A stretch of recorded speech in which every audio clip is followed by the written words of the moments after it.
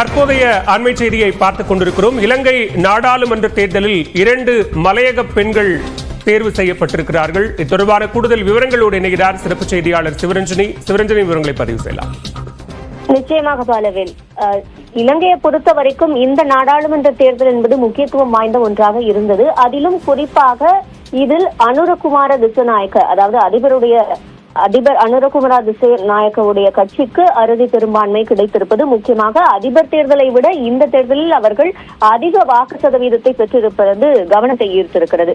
இந்த ஒரு சூழலில் நாம் கவனிக்க வேண்டிய முக்கியமான அம்சம் என்றால் 2 மலையக பெண்கள் இலங்கை நாடாளுமன்றத்திற்கு தேர்வு செய்யப்பட்டிருக்கிறார்கள். அதாவது தேசிய மக்கள் சக்தியின் நுவரேலியா மாவட்ட வேட்பாளரான கலைச்செல்வி அங்கு 33,346 விருப்ப வாக்குகளை பெற்று வெற்றி பெற்றிருக்கிறார். அதே போல பதுளை மாவட்டத்தில் தேசிய மக்கள் சக்தியின் வேட்பாளர் அம்பிகா சாம்புவேல் என்பவர் 58,200 வாக்குகளை பெற்று வெற்றி பெற்றிருக்கிறார்.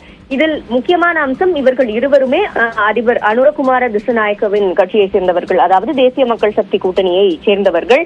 1977ஆம் ஆண்டு முதலாவதாக மலையக பிரதிநிதித்துவத்தை பெற்ற மலையக சமூகம் கடந்த 47 வருடங்களில் முதல் முறையாக 2 பெண்களை நாடாளுமன்றத்திற்கு அனுப்பியிருக்கிறது. வெற்றி பெற்று இவர்கள் சென்றிருக்கிறார்கள்.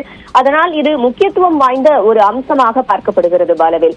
அது மட்டுமல்ல, இதில் இவர்களுடைய வெற்றி எந்த அளவிற்கு பார்க்கப்படுகிறதோ அதே வேளையில் இலங்கையில் இருக்கக்கூடிய பிரதான கட்சிகளின் பின்னடைவும் இதில் நன்றாக எதிரொலித்திருக்கிறது அப்படி என்றுதான் நாம் கூற வேண்டும். அதிபர் தேர்தலில் கூட ஓரளவு வாக்குகளை பெற்றிருந்தார்கள். ஆனால் அதைவிட இந்த தேர்தலில் முக்கிய கட்சிகள் எல்லாம் பின்னடைவை சந்தித்திருக்கிறார்கள். அதிலும் குறிப்பாக முன்னாள் அதிபர் ரணில் விக்ரமசிங்கவின் கட்சி, அதாவது அந்த கட்சி இன்னும் சற்று பின்னடைவை சந்தித்திருக்கு என்றுதான் கூற வேண்டும். காரணம், அவருடைய முதல் கேபினெட், அதாவது முதல் அமைச்சரவையில் இருந்த ஒரு நபர் கூட இந்த நாடாளுமன்ற தேர்தலில் வெற்றி பெறாத ஒரு சூழல் என்பது இருக்கிறது. குறிப்பாக இதில் நாம் 2 அம்சத்தை பார்க்க வேண்டும். ஒன்று, இவர்களுக்கு அது பின்னடைவு. இரண்டாவது, இவர்கள் இந்த IMF உடனான பிளான் தொடர்பான விஷயங்களை அறிந்தவர்களாக இருக்கிறார்கள். அந்த பிளானில் இருந்து இலங்கையுடைய பொருளாதாரத்தை மீட்டெடுத்து 2048 இலங்கையை பொருளாதார ரீதியாக முன்னெடுத்து செல்ல வேண்டும், பொருளாதார ரீதியாக முன்னணி நாடாக நிறுத்த வேண்டும் என்ற ஒரு நோக்கத்தினை வைத்திருக்கிறார்கள்.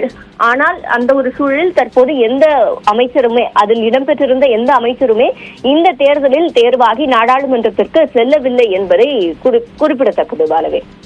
விவரங்களுக்கு நன்றி சிவரஞ்சனி.